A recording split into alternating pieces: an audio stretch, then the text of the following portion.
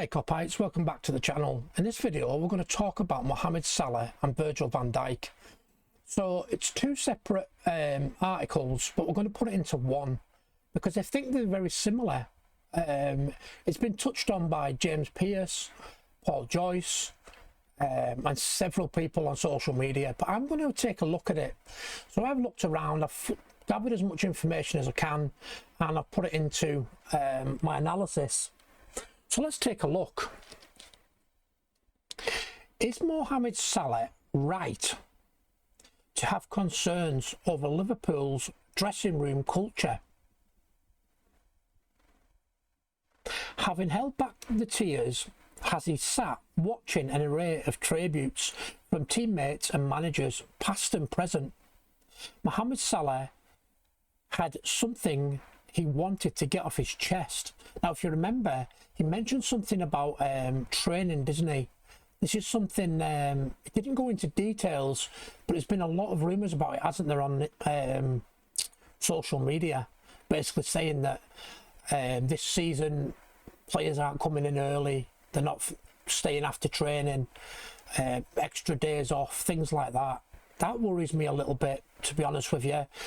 You're playing for one of the biggest clubs in world football. I mean, we've won the Champions League 6 times. We've won the Premier League, well, the top division, 20 times. You've got to be committed if you want to be the best. Salah said he had already spoken to Liverpool's hierarchy about one of his main concerns regarding the club's future.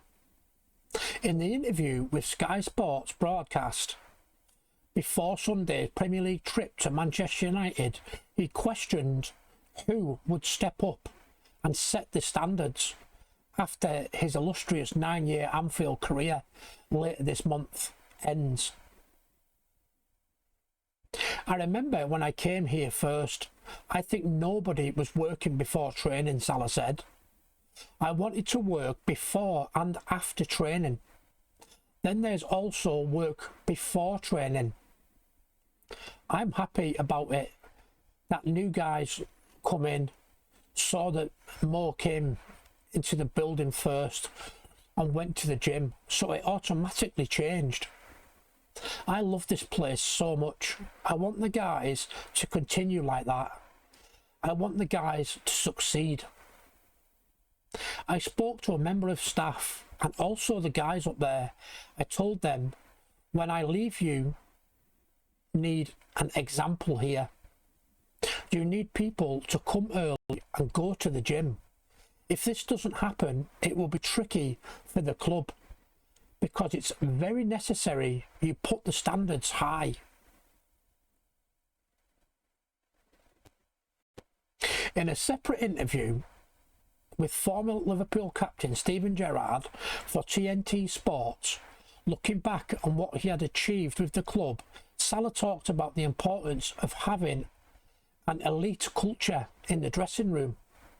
Everybody had the same goal. If you didn't do it right, then others would really go for you. We had that so much in the past 10 years. I hope from my heart that won't change because we've changed a lot of players. I really hope the guys will hold it together.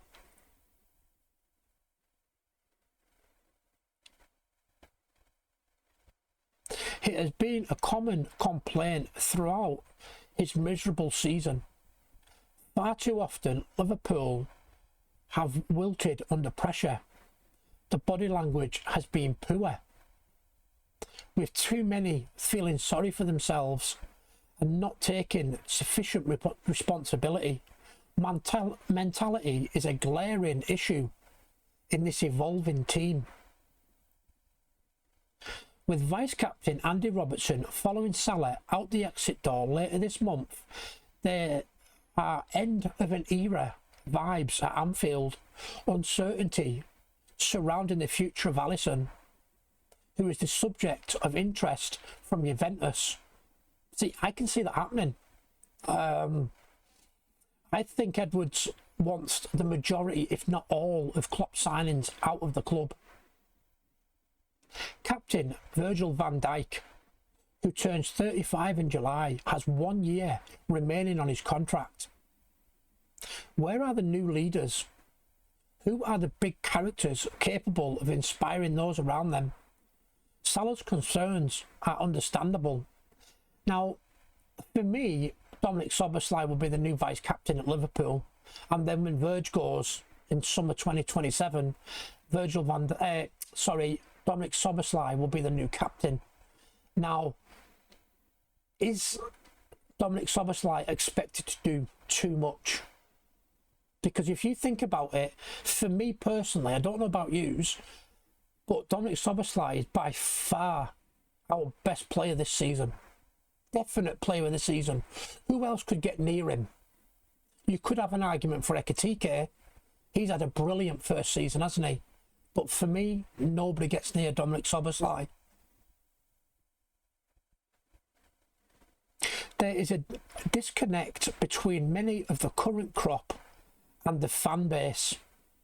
A narrative has developed online over the course of the season that the squad do not want to spend sufficient time on the training field. Some players posted photos on social media from short sitting breaks in Europe last week after being given time off after the win over Crystal Palace.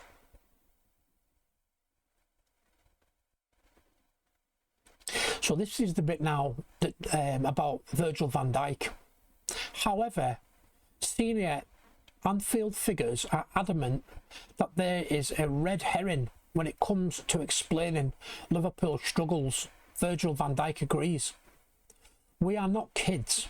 Everyone is an adult, the Dutch defender told reporters post-match at Old Trafford. It's not that we have a holiday whatsoever. I wish we had a couple more days off, because I think it worked both ways. You see Pep Guardiola giving City 3 days off the last weeks in a row, and they are doing pretty well. It is about finding the right balance, but I can understand if people think we are not training, and when results are not there, that it could be a reason for why we are not getting results. See, for me, we've had a shit season, let's not lie about it. Yeah, we're going to scrape, and I mean scrape, into the Champions League positions. That's not because of us, that's about how shit our rivals have been. For me, this has been a two-horse race all season for the title. The rest of us are fucking tripping up into the Champions League places. The reality is that Slot adopted the same approach regarding rest and recovery when the schedule allowed last season. The difference is that when you are winning, no eyebrows are raised. With the extent of their injury crisis, there is also an argument that the last thing Liverpool need is more training, given the risk of suffering further setbacks. It is all about the optics. The cafe bar at Kirby was viewed as a masterstroke after it was installed last season, as it created a new setting for players to socialise together. Now the sight of it is frequently bemoaned on social media. There was even anger on Sunday at Sky's footage of Florian Wirtz, Jeremy Frimpong, Curtis Jones and Dominic Szoboszlai taking part in a game of keepy-uppies in the Old Trafford tunnel prior to Liverpool's warm-up, with ridiculous claims that it showed a lack of focus. That is the effect of 18 defeats. 19 if you count losing the Community Shield on penalties to Crystal Palace, in all competitions this season. There is so much negativity that the smallest things gets pounced on. Szoboszlai, whose individual performance provided one of the few positives for Liverpool at Old Trafford, talked post-match about taking on more of a leadership role. I try to drag them with me and hopefully set an example game by game. The thing is, Szoboszlai can't be the only one that does it. Other players should want to do it as well. That's my worry for next season. If Arne Slot is still manager, is he the right man to drag us forward? With all the leaders that we could be losing, Mohamed Salah, Andy Robertson, Alisson, you know, we've already lost Trent Alexander-Arnold. They're all leaders in the club. They're all going. Virgil van Dijk hasn't had the best season, and he's supposed to be our captain. But can he do everything by himself? That's the problem. We need to bring more leaders in this summer, not just kids, and look for the profit. There's also as well, before I continue, sorry, you've also got James Milner, Jordan Henderson. They've all gone. They're all leaders. Sadio Mane.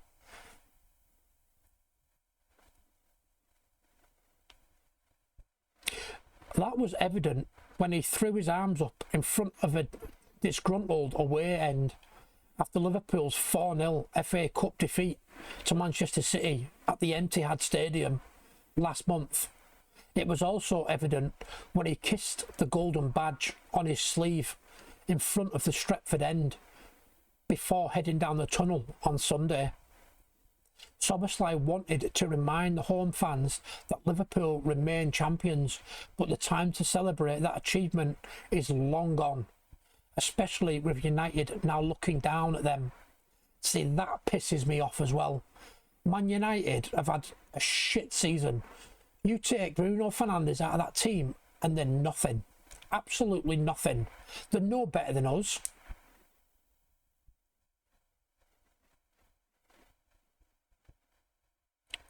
When Liverpool strengthen their squad this summer, they would be wise to heed Salah's warning.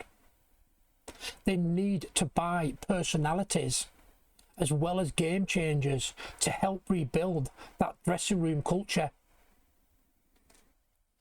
So there you go. I've not been saying very much since the United game. I don't do the reviews and previews anymore. As you know, Tony does it. But I was absolutely fuming with that first half against Man United. I thought we were piss poor. I thought we were still in the fucking dressing room. Embarrassment. And then they come out in the second half, get gifted 2 goals, and then they're fucking embarrassing again. But anyhow, I'm not talking about that. If you haven't watched it already, go and check Tony's review out, because I'm not doing it. That's it for this video. Take it easy.